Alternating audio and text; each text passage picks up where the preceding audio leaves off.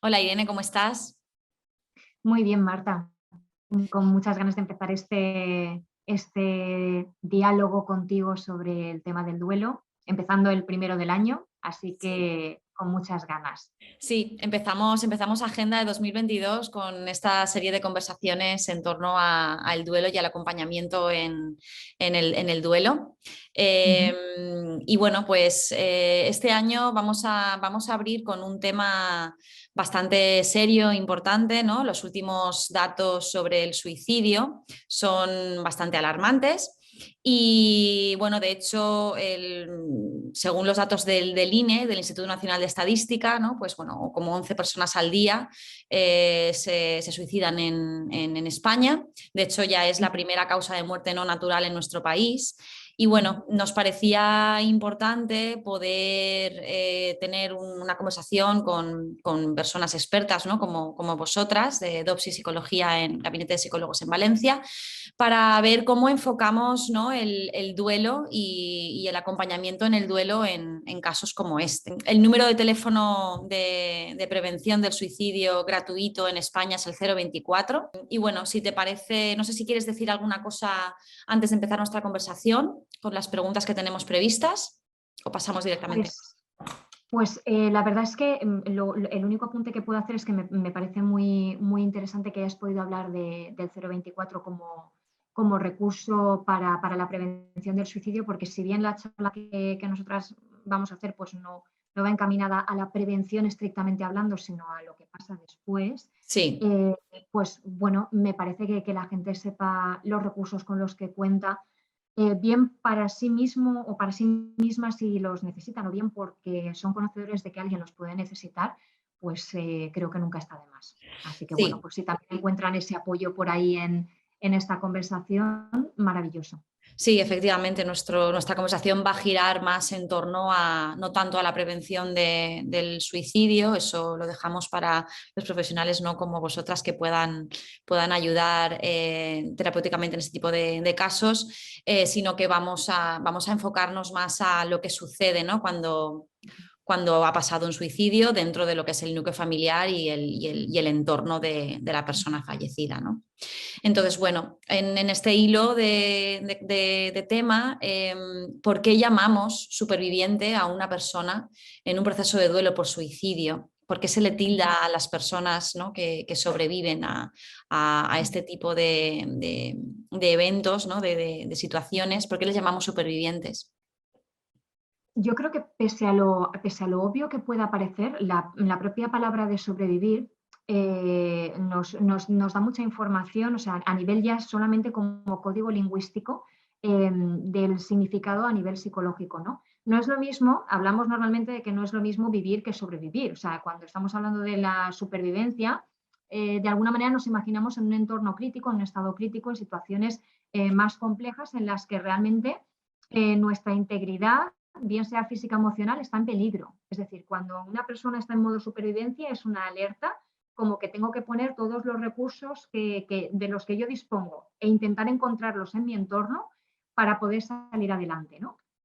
Y creo que esto define muy bien la figura del superviviente, en este caso familia, entorno de la persona que muere por un suicidio, porque se suicida, porque realmente en ese momento no diríamos que están viviendo en tanto a condiciones de vida óptimas o más o menos adecuadas a nivel emocional.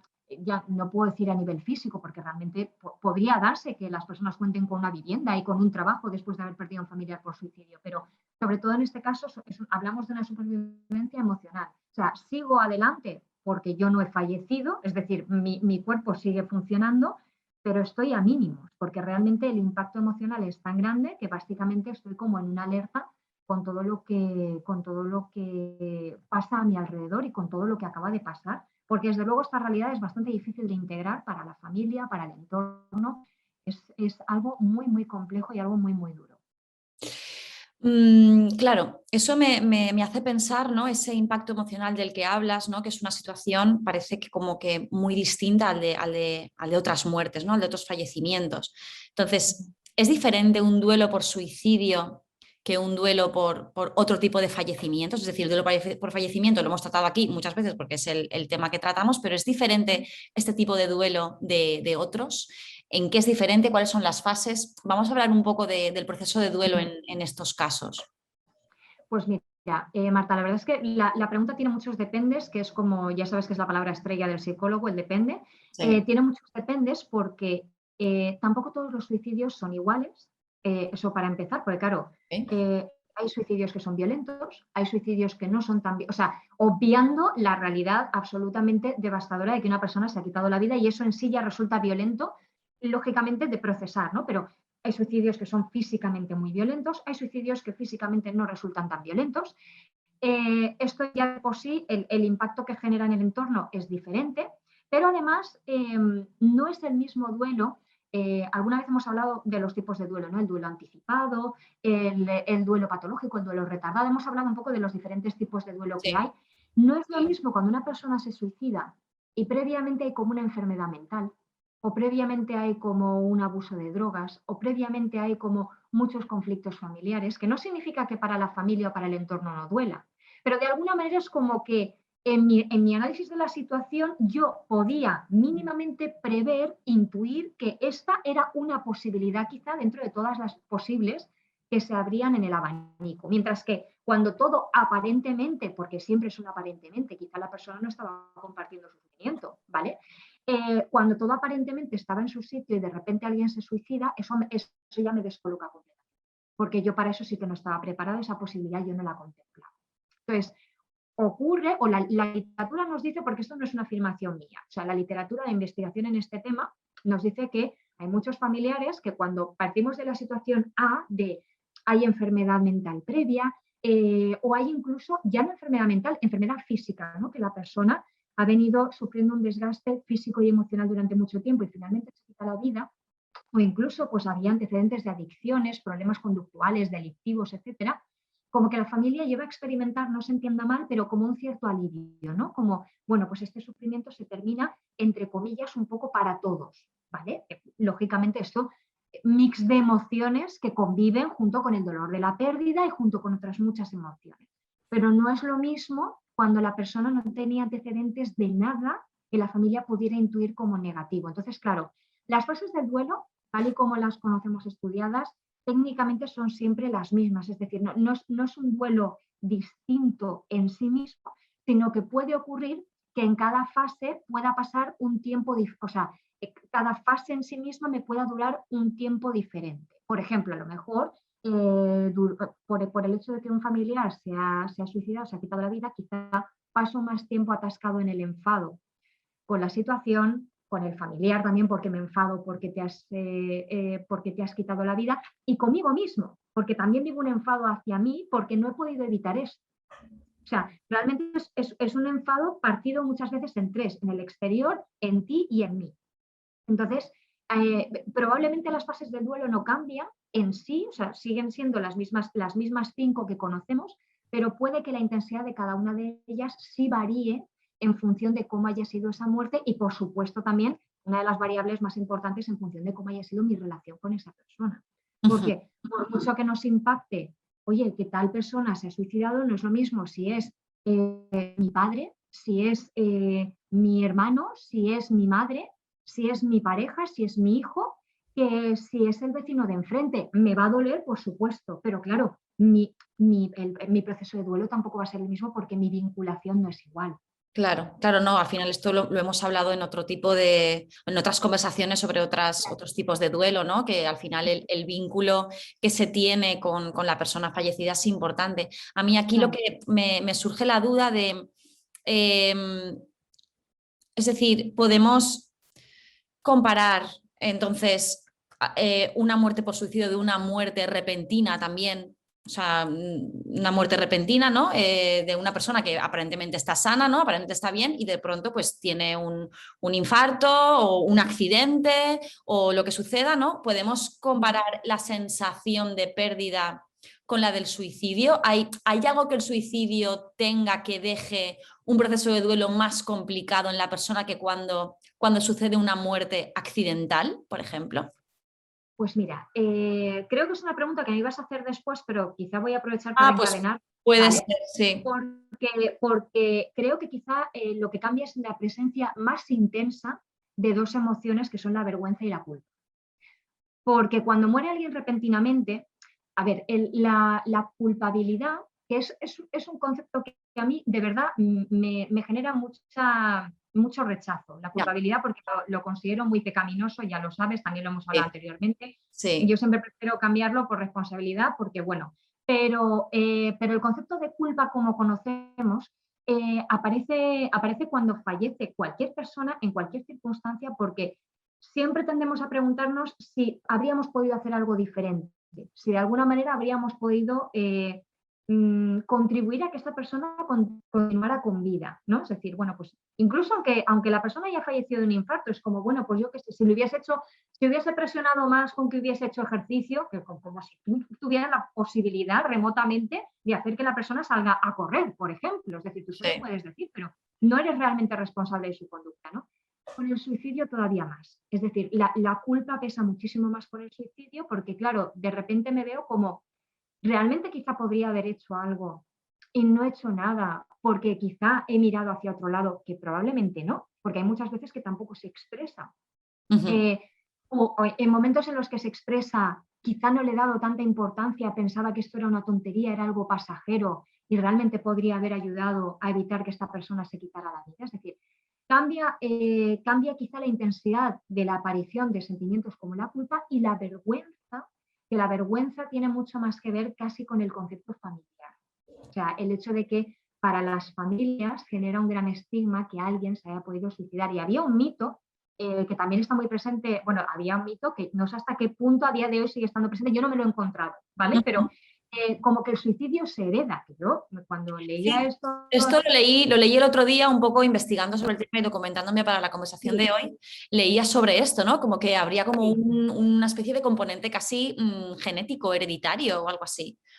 vamos a desmontarlo, ¿vale? Es decir, esto no existe. Perfecto, O me sea, parece no, perfecto. o sea, o sea, es imposible que una persona herede la conducta suicida. De hecho, a día de hoy aprovecho para hilar que la mayoría de trastornos psicológicos que conocemos, tipo depresión, tipo ansiedad, todavía se está buscando realmente si existe un componente genético, ¿vale? Es decir, vamos a ponerlo en tela de juicio porque a día de hoy esto está como súper entre pinzas, igual que muchos de los fármacos que se utilizan, que están haciéndose un mogollón de tropecientos de metaanálisis, todavía sin hallar si realmente son efectivos, ¿vale? Es decir, sobre todo la medicación antidepresiva, está súper en tela de juicio ahora mismo, ¿vale? Entonces, el suicidio no se hereda. En todo caso, lo que podría haber sería una reproducción, ni siquiera lo voy a llamar aprendizaje, porque en general lo que aprendemos son cosas que nos ayudan realmente a sobrevivir, ¿vale? Entonces, lo que puede haber es una reproducción de una conducta porque las circunstancias de mi vida se parecen a otras circunstancias de una persona que ha tomado esta decisión y Sí. como yo me veo en las mismas condiciones y que tampoco encuentro una salida mejor, reproduzco esta solución aparente que me lleva en teoría a una cierta calma o básicamente a un dejar de sufrir. Es decir, las personas se pueden suicidar por múltiples motivos, pero el titular que podría sintetizar generalmente el halo común de todas ellas es el querer dejar de sufrir.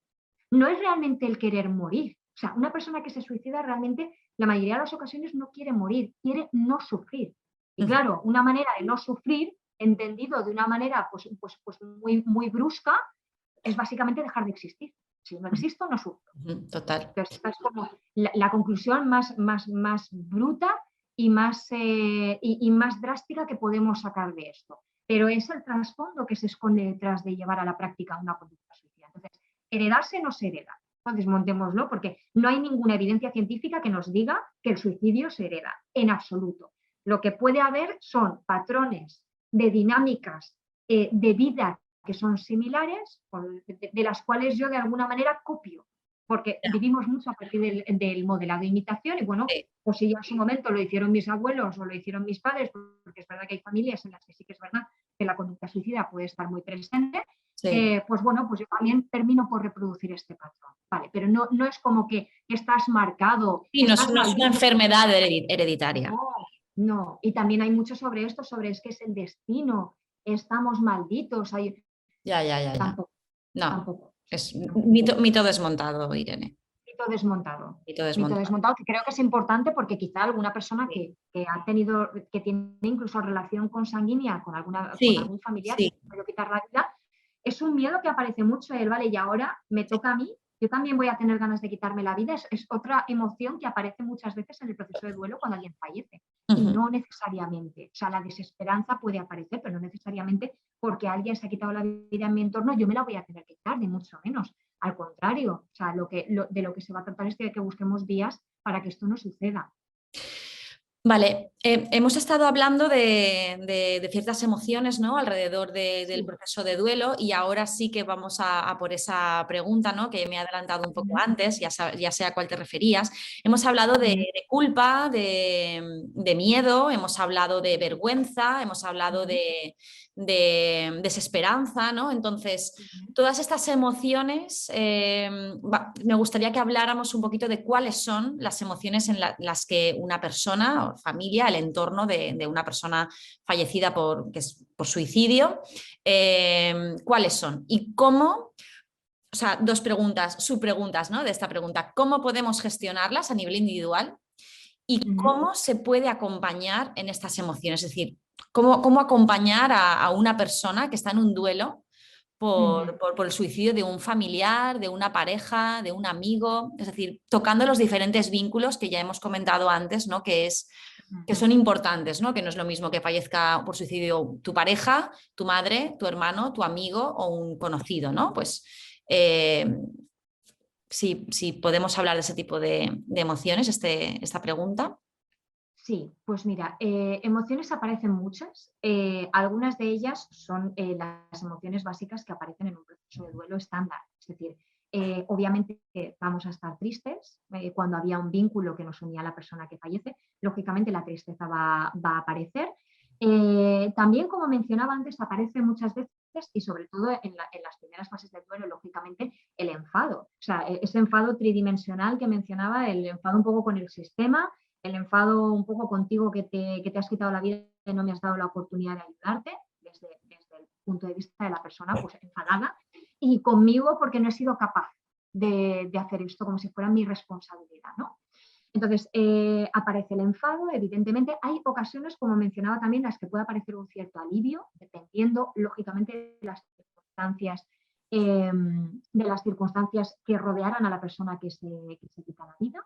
Eh, bueno, y aparte de esto, pues como hablábamos también de la culpa, la culpa y la vergüenza son emociones que se consideran de segundo grado o emociones sociales, Ujú. porque son emociones que no son básicas que aparecen en todas las culturas, como se suele entender, sino que son emociones que van a aparecer en mayor o menor medida en función de la educación cultural. O sea, es decir, lo que a mí me da vergüenza en España, a lo mejor en Arabia Saudí no me da vergüenza y en China tampoco.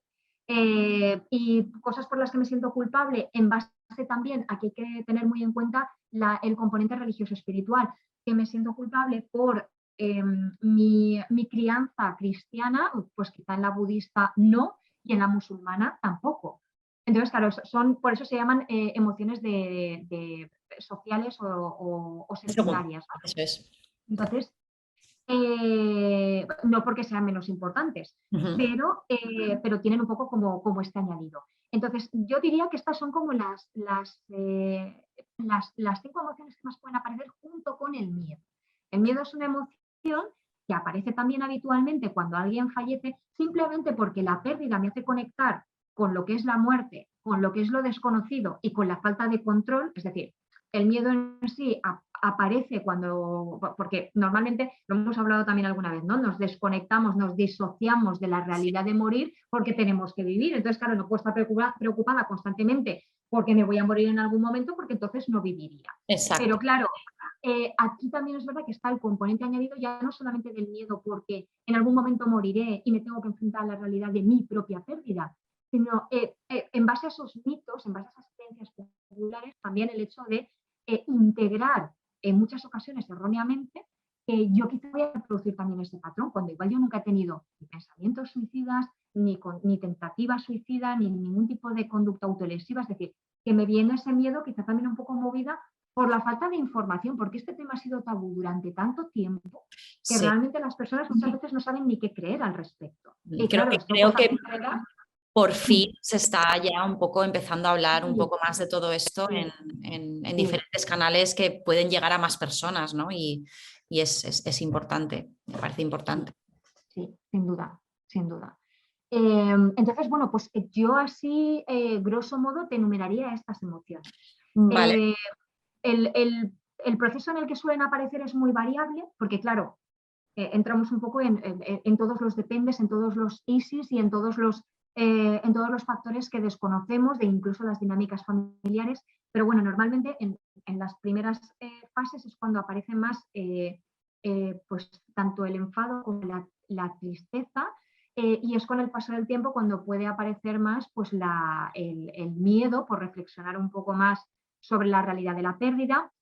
Y bueno, también al principio, en el primer impacto, la culpa, porque claro, es el golpe con la realidad de la situación y el no saber muy bien ni cómo se ha producido, ni si podríamos haber hecho algo al respecto, que es el primer planteamiento que surge también. total.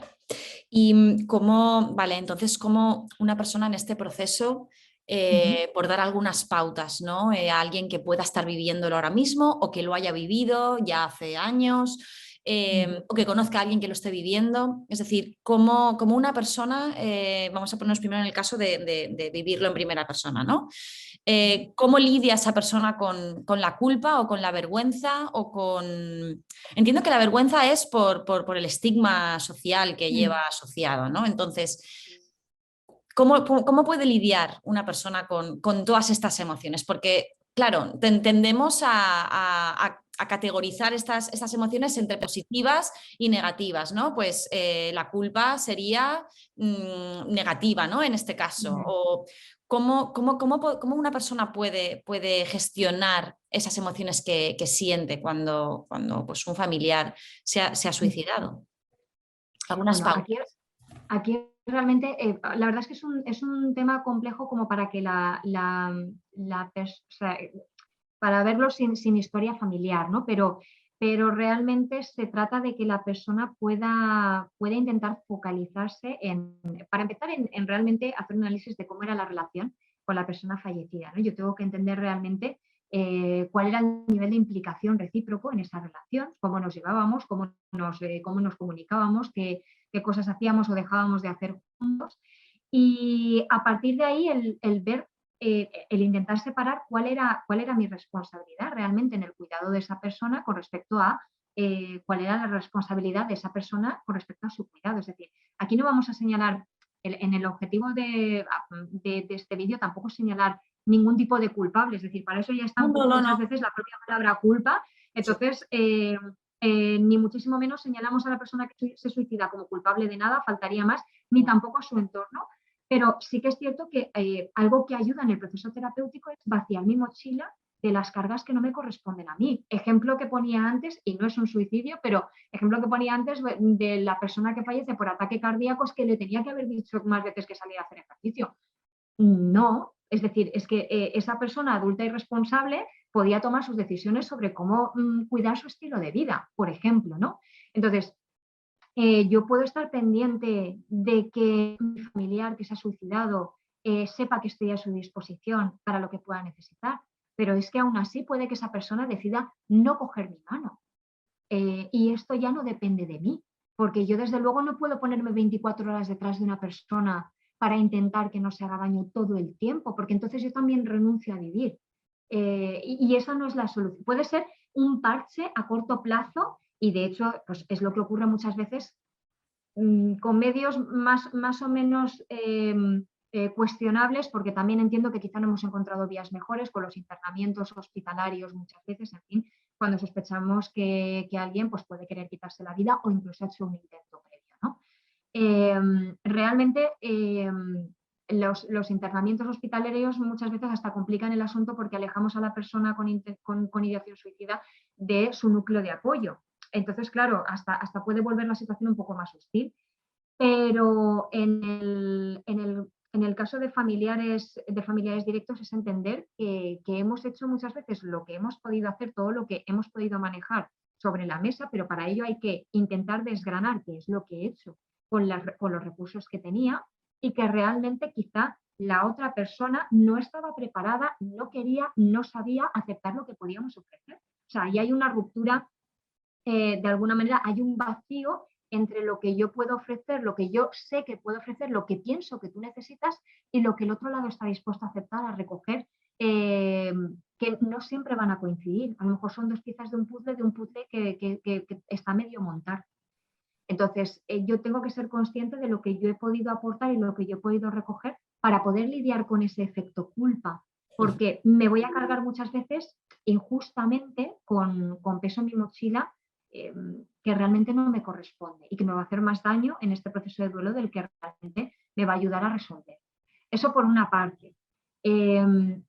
Tengo que diferenciar entre las cosas que he hecho, las cosas que no he hecho por diferentes razones, quizá porque no podía, quizá porque no sabía, quizá porque tampoco quería hacer determinadas cosas porque consideraba que podían ser un perjuicio para mí o para la otra persona. Y también es importante tener claro por qué he tomado determinadas decisiones como una vía de reafirmarme en el por qué yo me he comportado de una manera determinada y que eso me aporte una cierta seguridad y una cierta estabilidad.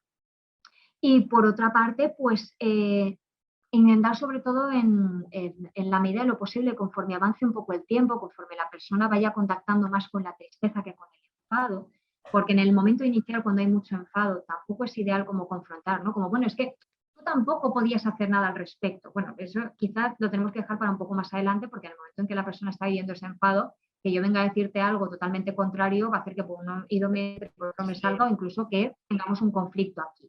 Pero ya cuando ese enfado ha perdido una cierta intensidad y se va transformando en tristeza, es cuando también podemos ir empezando a trabajar el tema del perdón. El perdón en todas las direcciones. El perdón a la persona que se suicida, que no lo hace para fastidiarme, por mucho que en el momento de la ira yo lo vea así, como todo lo que hemos vivido es mentira, no me has querido, no te importaba nada lo que teníamos, porque esto no necesariamente es cierto. O sea, evidentemente no lo podemos contrastar ya, pero probablemente no sea cierto, sino que sea más que nada una aseveración movida por la ira, y trabajar el perdón hacia esa persona y hacia nosotros por toda esa fase inicial en la que yo me he culpado, en la que yo he considerado que tenía más responsabilidad en lo que ha ocurrido de la que realmente tengo. Entonces yo tengo que ser capaz también de perdonarme para poder vivir con ellos de una forma mucho más sana. Esto es muy importante. Perdón que tengo aquí mi intromisión que se cuela. Entonces esto es muy importante para que realmente yo pueda llegar a cerrar progresivamente esa herida. Y esa herida no desaparece, es una cicatriz, como otros muchos recordatorios que tenemos en el cuerpo de vivencias que hemos tenido. Bueno, este no es visible, pero es una cicatriz que nos recuerda que hemos pasado por aquí. Pero el llegar a un momento en el que soy capaz de perdonar al otro y de perdonarme a mí, también es como que me facilita un poco esa despedida, ¿no? Ese cierre y ese poder avanzar, poder continuar con mi proceso, desde luego, desde la perspectiva de convivir con la ausencia, es decir, no con el olvido, nada más lejos de la realidad, sino con la ausencia, con el que la persona ya no forma parte de mi cotidianeidad. Sí.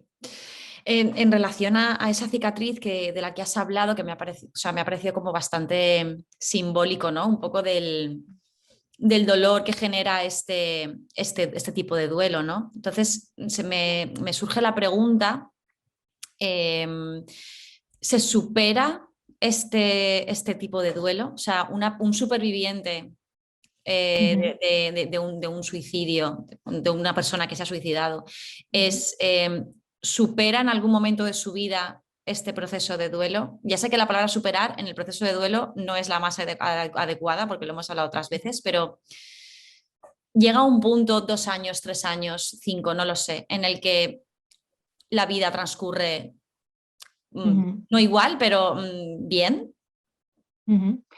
Pues otra vez depende de muchas cosas, porque claro, depende mucho del tipo de relación, de nuevo, depende mucho de mis estrategias de afrontamiento, depende mucho del apoyo social que yo tenga. Hay muchos factores que van a estar implicados en que pasen unos años y yo pueda mirar hacia atrás con otros ojos. Hay muchas personas que lo conseguirán, hay muchas personas que desarrollarán una serie de estrategias de afrontamiento como para realmente poder entender que no podían hacer más de lo que en su momento hicieron por la persona que se quita la vida. Y hay personas a las que les pesará eternamente, vivirán en un duelo patológico, quizá porque tampoco son capaces de enfrentarse a la siguiente culpa, que es el yo continúo con mi vida, pero esa otra persona ya no está. Hay personas que en ese conflicto de lealtad no son capaces de mover ficha. Tampoco soy quien para juzgar esto, pero quizás otro de los motivos por los que hay personas que nunca terminan de superar un duelo del tipo que sea, por esta razón. Se me ocurren de padres que quizá lo viven con sus hijos, porque claro, ¿cómo voy a continuar yo haciendo mi vida si mi hijo no está o mi hija no está? Por poner ese ejemplo, o que durante mucho tiempo nos pueda pasar con hermanos también.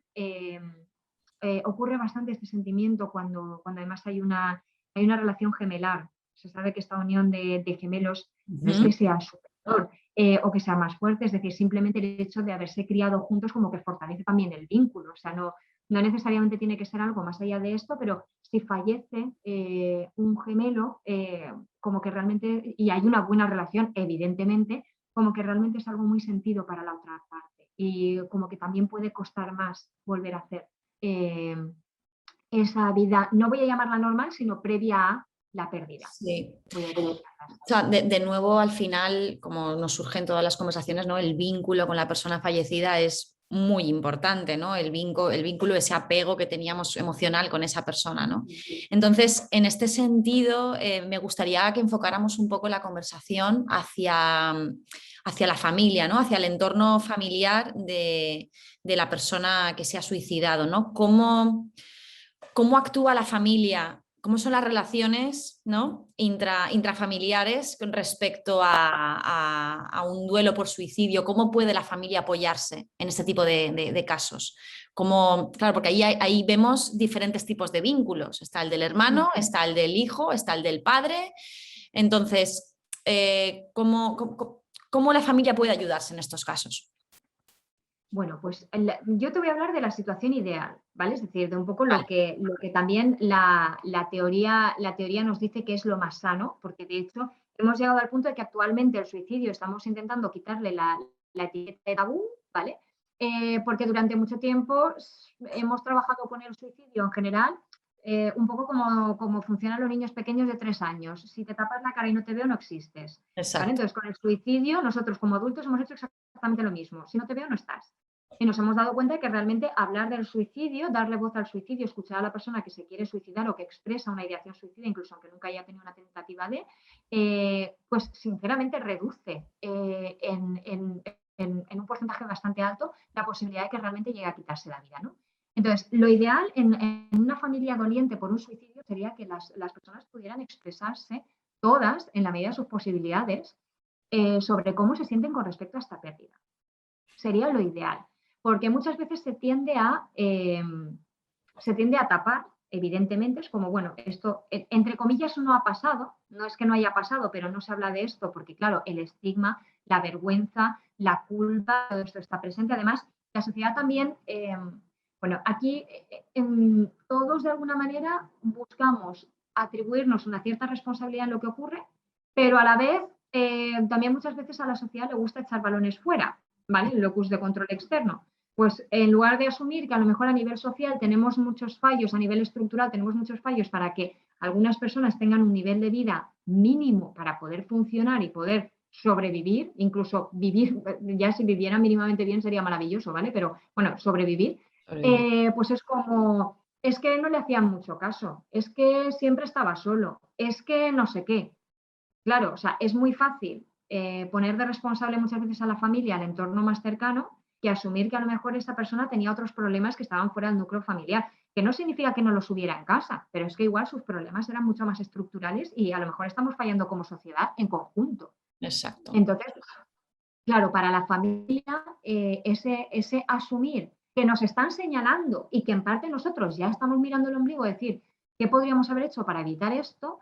Pues muchas veces lleva a evitar el tema, porque supone afrontar mucho dolor, sobre todo al principio. Pero incluso lo que nos cuenta la literatura también es que en muchas familias se tiende a transformar para que sea más digerible la causa de la muerte. Vale. Por ejemplo, una persona que se ha quitado la vida, pues no sé, en el formato que sea, es como, bueno, pues se ahogó en el río. Como, bueno, es un accidente, ¿no? Es decir, de repente el formato de la muerte es otro porque es más fácil digerir que realmente ha sido una causa externa la que ha quitado la vida de una persona que queremos, dentro de que sigue siendo obviamente doloroso, Sí, que sí. pensar que la persona se la ha quitado voluntariamente y que encima no hemos podido hacer nada para evitarlo. O sea, como esa realidad es mucho más dolorosa, pues es como que o sea, co-creamos y además de alguna manera el sistema consiente tácitamente que esa realidad se convierta como en la verdad, que no fue un suicidio, ha sido otra cosa. Esto no significa que pase siempre, ni mucho menos, pero parece ser que históricamente ha ocurrido bastante.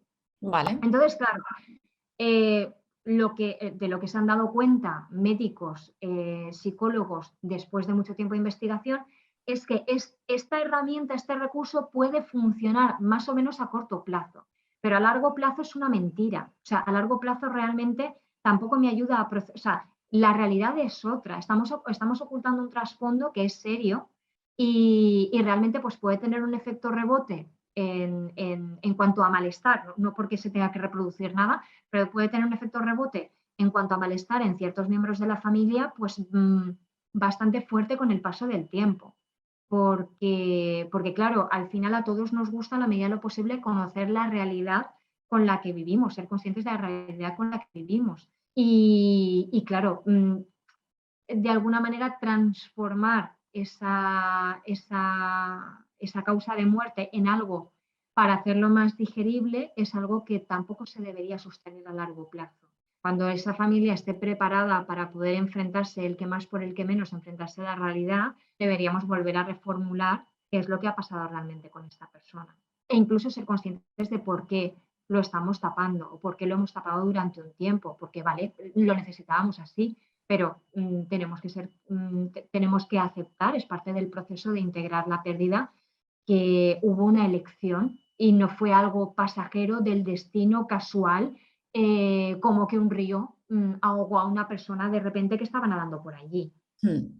Claro, Es o algo sea, mucho más complejo. al final aquí se vislumbra un poco, ¿no?, la importancia de la inteligencia emocional individual, ¿no?, de cada uno y también como sociedad. O sea, afortunadamente se está introduciendo ya más en los colegios, ¿no?, desde edades muy tempranas, todo el tema de la educación emocional, porque claro, luego llegan palos en la vida de este tipo y si uno mismo no sabe cómo gestionar sus propias emociones, pues ponte a expresar, ¿no?, en tu núcleo familiar cómo te sientes con respecto al suicidio de un hermano, ¿no? O sea, entonces me parece que eso nos saca a relucir la importancia de la expresión emocional que estabas diciendo, de la educación emocional y, y sobre todo de la unión de los vínculos dentro de la familia, ¿no? Para poder superar de nuevo, ¿no?, entre comillas esta palabra, el proceso de duelo juntos, ¿no? Sí, sí. Es muy importante. La comunicación, una vez más, vuelve a ser un pilar fundamental Sí. y parte de la comunicación tiene que ver con este factor que mencionas tú, ¿no?, de entrenamiento, ¿no?, en la identificación de las emociones, en la gestión conductual, a partir de las emociones que nos suscitan determinadas situaciones o estímulos.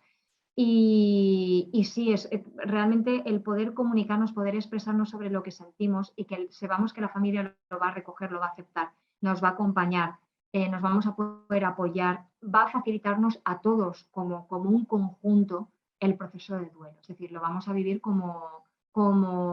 ya no digo como algo mejor, porque ¿cómo se vive mejor un duelo? Pues qué pregunta tan compleja, ¿vale? Sí. Pero seguramente no peor. Eso probablemente. Es decir, si yo me siento respaldado por mi entorno inmediato y seguro en mi entorno inmediato a nivel emocional en este caso, pues probablemente el duelo lo voy a vivir de una manera distinta.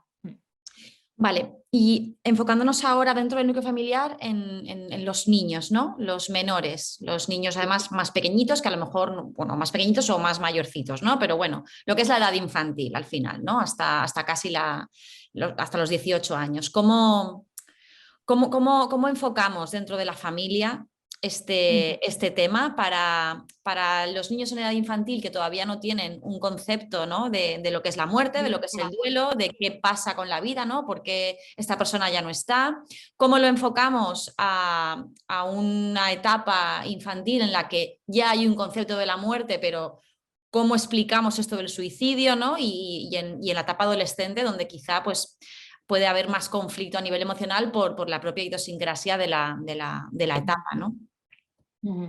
Bueno, explicar el tema del suicidio en niños es tremendamente complejo porque si ya en sí el concepto de la muerte es complicado, porque para los niños hasta los 6-7 años no entienden la irreversibilidad, ¿no? De que Claro. claro, es la principal característica de la muerte. Entonces, claro, creo que sería algo, o sea, evidentemente no hablo de engañar a los niños, solo faltaba, pero creo que quizá explicar lo que es la causa real de la muerte a los niños cuando son muy pequeños, quizás sería algo para hacer un poco más adelante. Igual que hablábamos de, vale, puede ser evolutivo para una familia vamos a acordar tácitamente que ha muerto ahogada en un río. Vale, bien, esto lo podemos conservar un tiempo porque puede significar supervivencia a nivel familiar.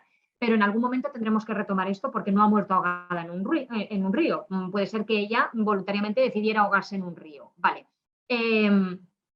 Entonces, con los niños me parece estupendo poder cogerlos y explicarles que tal persona de su entorno ha fallecido. Los detalles, si ya resultan brutales, incluso muchas veces para adultos, me parece que quizás son algo que puede esperar en el tiempo. Es decir, no va a cambiar la realidad esencial, que es que esa persona no va a estar en su vida más como la recordaban, ¿vale? Y con los hábitos que tenían integrados con esa persona. Entonces, me parece genial que le puedan explicar que esa persona ha muerto. Incluso si evidentemente si el niño, probablemente los niños tan pequeños, quizá la pregunta del cómo no tanto, suelen preguntar más por qué, ¿vale? Entonces, porque para los niños es el por qué para todo, ¿vale? Sí. Entonces, pues vale, al por qué sí podemos responder de alguna manera relativo a aspectos emocionales, porque estaba muy triste, porque no se encontraba bien, porque de alguna manera nos viene a dilucidar, es verdad, un trasfondo relativo a razones que de alguna manera pueden empujar a la conducta suicida. El cómo, o sea, qué es lo que ha pasado, cómo se ha suicidado realmente la persona, incluso en lo que consiste un suicidio, yo lo dejaría para un poco más adelante, y de los 9, 10 años, 11 años, es decir, a partir de ahí me parece muy bien que sentemos al niño o a la niña y le contemos qué es lo que ha pasado realmente con ese familiar que ha fallecido.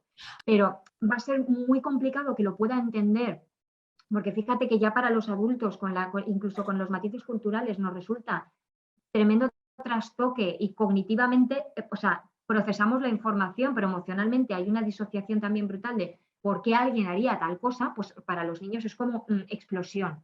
Total. Entonces, claro, yo siempre soy partidario de decir las cosas como son, pero claro, decir las cosas como son cuando cognitivamente se pueden asimilar también, porque yo a un niño de 6 años le planto que X familiar ha muerto porque se ha suicidado y tampoco tengo muy claro que el niño vaya a entender muy bien qué es la palabra suicidio. Efectivamente, sí, eso.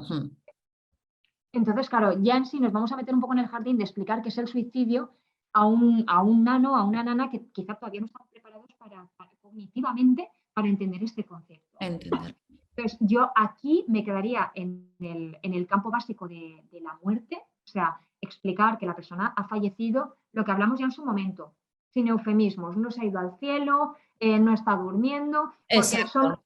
cosas muy confusas, es decir, la persona ha fallecido, no va a volver, la vamos a echar de menos, la vamos a recordar de tal, es decir, todo lo que pueda ayudar de alguna manera también al niño a digerir la dureza del impacto, pero los detalles quizá para más adelante. Cuando hablamos ya de un adolescente, de un preadolescente, adolescente, aquí sí me parece justo que se le pueda dar la información como la recibiría un adulto evidentemente el impacto no va a ser igual, pero cognitivamente podemos entender que la persona pues está en capacidad de entender los mensajes que le lancemos. Quizá necesite más ayuda para procesarlo, para eso vamos a estar el resto de familiares disponibles y si no, pues se presta acompañamiento psicológico si lo necesitan para que puedan digerir el proceso, pero de alguna manera ocultarles información en una etapa en la que per se hay una construcción de la identidad, hay una rebeldía incipiente, porque Claro. además yo de alguna manera estoy formando mi personalidad, estoy viendo como cuánto pertenezco a mi núcleo familiar. Si encima me ocultas información que es relevante, me siento más alejado del núcleo familiar. Sí. Entonces yo necesito que se comparta conmigo de la manera más sincera qué es lo que está pasando, porque eso también me hace sentirme parte y me siento tratado además como un adulto, aunque no lo sea. Y realmente creo que esto cuando cruzan cierta barrera de edad es totalmente lícito, porque objetivamente y pese a la dureza pueden entender lo que está pasando. Vale, y como, o sea, como terapeuta, como profesional de estos acompañamientos psicológicos, ¿cómo aconsejarías a un adulto, ¿no? Pues que tiene a un niño al que le tiene que contar pues, lo que ha sucedido, ¿no? Un niño ya que cognitivamente entiende lo que ha pasado. ¿Cómo abordar ese momento de traslado de información? Es decir, ha pasado esto, ha pasado así, estamos aquí para ti. Es decir, ¿cómo aconsejarías hacerlo? Vale, la verdad es que tal y como lo estabas planteando, Marta, no, lo estaba viendo bastante apropiado, ¿no? Yo creo que sería adecuado pues coger a ese niño, niña, más bien ya preadolescente, adolescente, Sí. cogerlo bueno, pues en un momento de tranquilidad, en un lugar en el que, bueno, en el que podamos estar relativamente seguros, relativamente cómodos, pues nos podamos sentar a hablar de esa pérdida y bueno, casi a lo mejor, en lugar de quizá bombardear a esa personita en construcción con un montón de información, podríamos lanzar un poco el titular, que es un poco, quizá la información que te estoy dando, te la estoy dando con las vías en las que funciono yo en terapia, ¿vale? Pero bueno, creo que puede ser de utilidad lanzar como el titular X persona ha fallecido y quiero que me preguntes lo que tú quieras saber. Vale, o Entonces, sea de que alguna manera, sería como al revés, ¿no? efectivamente, porque creo que para personas que no son adultas, quizá darles todos los detalles de la información, sobre todo cuando pueda haber sido un episodio bastante dramático, el que no lo fuera, pero bastante dramático, bastante violento, quizá le damos información que no está preparado o preparada para asimilar. Entonces, me parece importante que les demos la libertad de que puedan ir preguntando las cosas que consideren o que necesiten saber cuando estén preparados o preparadas para ello. O sea, a mí, por ejemplo, me pasó en un episodio cercano que no era una muerte por suicidio, es verdad, pero había dos niñas pequeñas que tenían relación con la persona fallecida. Una de ellas, la más pequeña concretamente, quería estar hablando de esta persona todo el tiempo y la otra no quería hablar del tema. Vale. Claro, con el paso del tiempo la situación ha evolucionado también porque su duelo también ha evolucionado. Pero estábamos hablando de niñas de unos 5 y 9 años, ¿vale? Para que nos hagamos una idea. Vale. Entonces, claro, son niñas, es verdad, pequeñas todavía. La de 9 años entiende el concepto de la muerte, Sí. aunque sea difícil. La de 5, pichipacha, ¿vale? Pero claro, cuando cogemos a personas más mayores, y lo dicho, ya subiendo el nivel de que no es una muerte ya ni siquiera natural, pero que es un suicidio, como es en este caso, Sí. en este tema que hablamos, quizás es más prioritario o es más interesante que les dejemos ese espacio para que ellos vayan viendo qué es lo que pueden asimilar. Es un modo de trabajar muy terapéutico en cuanto a, entendido como Sí. espacio de terapia, ¿no? Es como, no te obligo yo, imaginemos, Marta, que tú eres mi paciente, no te obligo yo, Marta, a ti a hablar del tema que a mí me parece que tú tienes que tratar porque soy tu terapeuta y te lo impongo. No, es como, vale, Marta, me has contado que ha pasado esto. ¿De qué quieres hablar? ¿Por dónde entramos? ¿A dónde profundizamos? ¿Qué detalles necesitas? ¿Qué información quieres que yo te devuelva sobre este punto que me das? ¿Vale? Es decir, de alguna manera te dejo también un poco más de libertad para elegir. Me parece muy importante, o sea, obviamente lo desconocía porque no soy psicóloga ni terapeuta ni nada, ¿no? Pero me parece muy interesante el darle la vuelta, ¿no? Y en vez de posicionarnos como un emisor de información, nos posicionamos como un receptor de información. Es decir, quiero ver desde dónde partes tú, qué necesitas saber de esto para entonces ya poder construir a partir de ahí, ¿no? Me parece muy interesante esta técnica y bueno, espero que las personas que nos escuchen pues les parezca también útil la herramienta.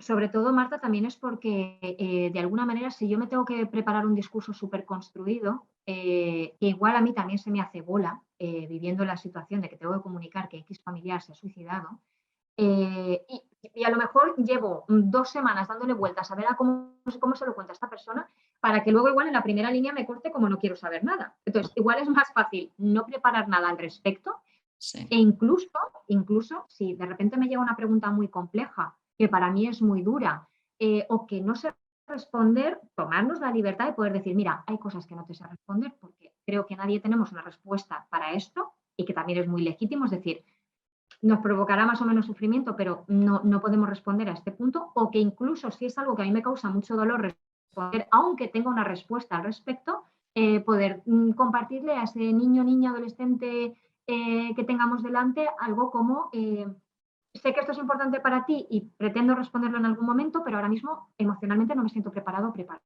Entonces, necesito que me des un poco más de tiempo para que nos volvamos a sentar sobre este tema y lo hablemos. Entonces, eso también es totalmente legítimo porque uno también tiene que ser capaz de respetar sus tiempos buscando el equilibrio por ayudar a la otra persona. Es decir, tampoco nos podemos olvidar 100% de nosotros, ¿no? O sea, eso también sería perfectamente válido. Muy bien, Irene. Me parece que hemos hablado del punto de la familia bastante profundidad y me ha parecido muy interesante esta parte de la conversación. Vamos a ir finalizando un poco la conversación sobre este tema, me gustaría que diéramos algunos puntos de apoyo a nivel social, ¿no? Ya hacia afuera hemos hablado de la familia a nivel interno, ¿no? Cómo se pueden apoyar mutuamente, hemos hablado de la importancia de expresar las emociones, ¿no? De la comunicación.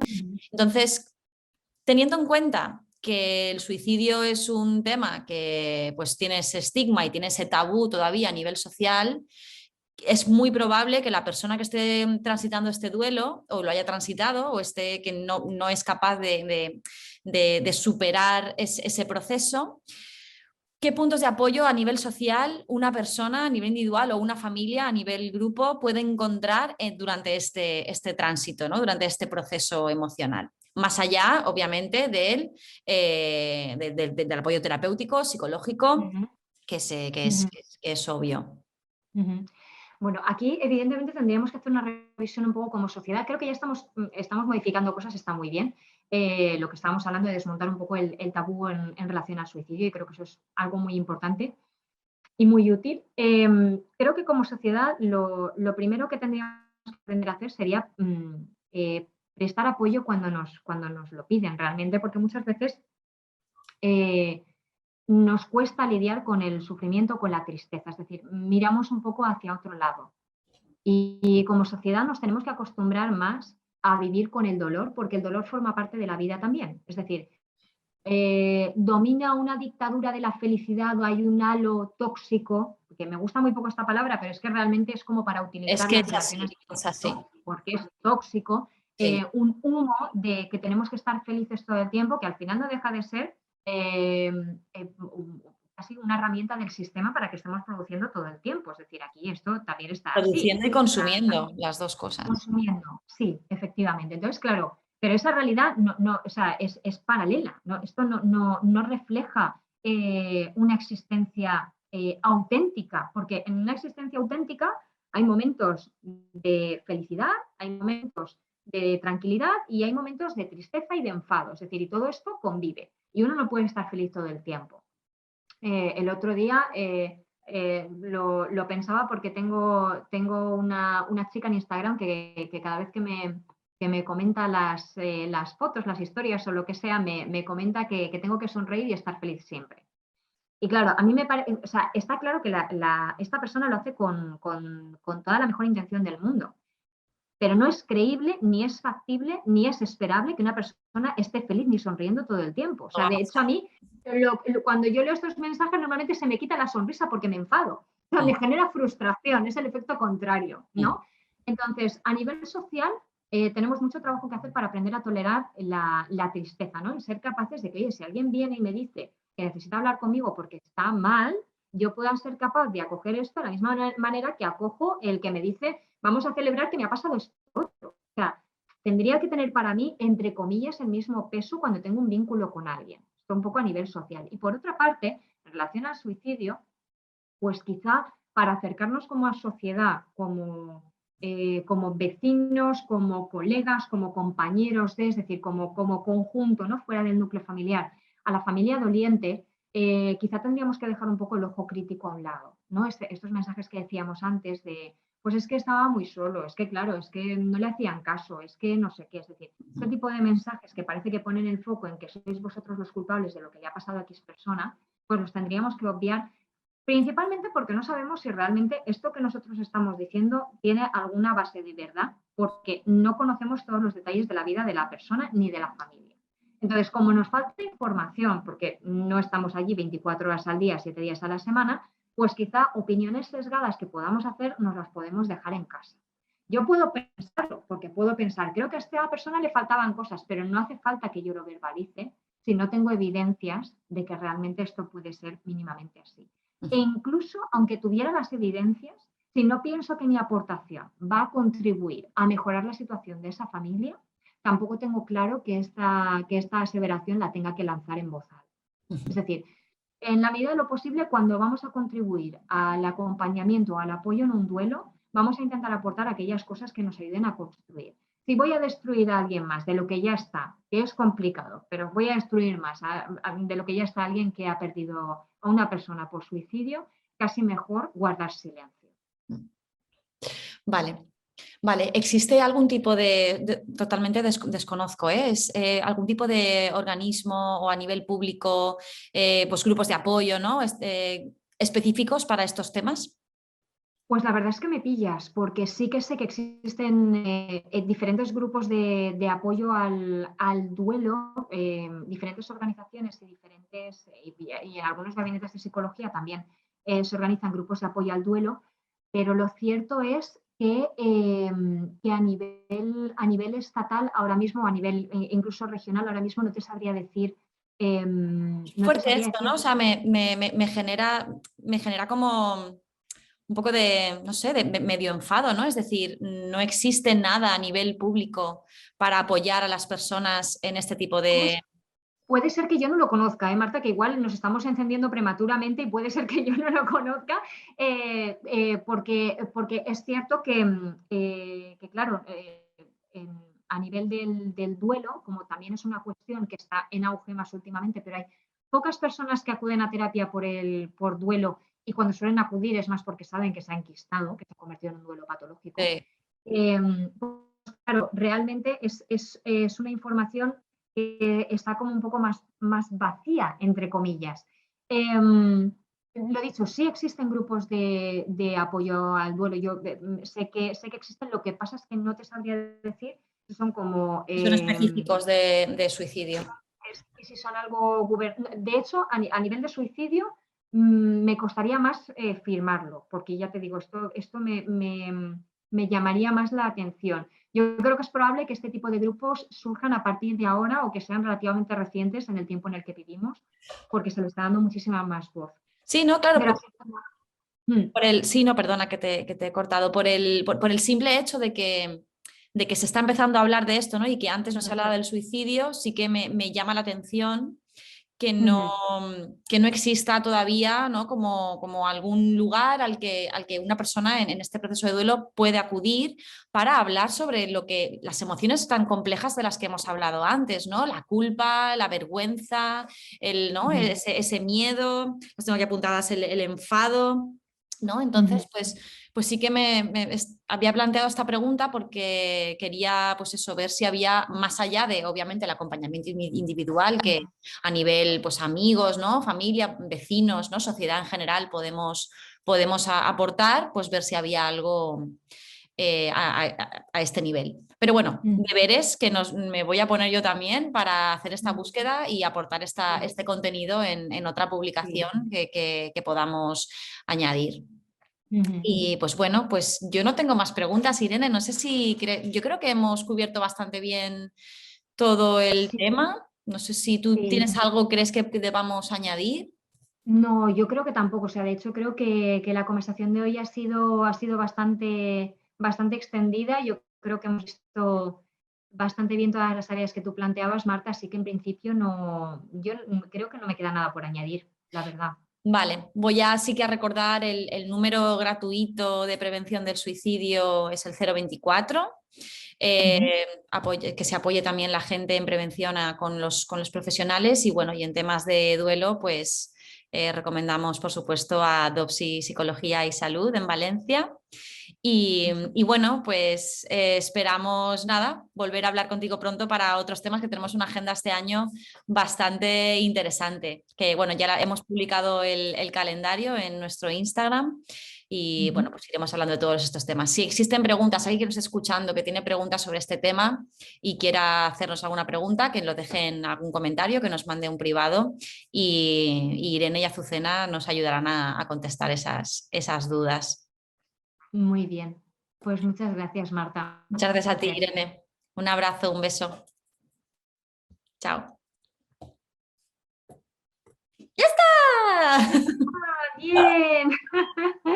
A ver, voy a parar la grabación, espera. Vale. Grabación.